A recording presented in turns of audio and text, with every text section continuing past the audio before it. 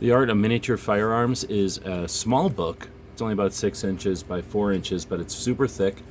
It is over 300 pages, and this is a book about miniature firearms. So it's a small book about tiny little miniature guns. So these are sometimes operational, sometimes for decoration, sometimes for ornamentation, sometimes for awards or ceremonies or gifts, but and then sometimes just to show off workmanship and craftsmanship, or the intricacies of a mechanism that you could put on a desk instead of having to need a truck to carry it around.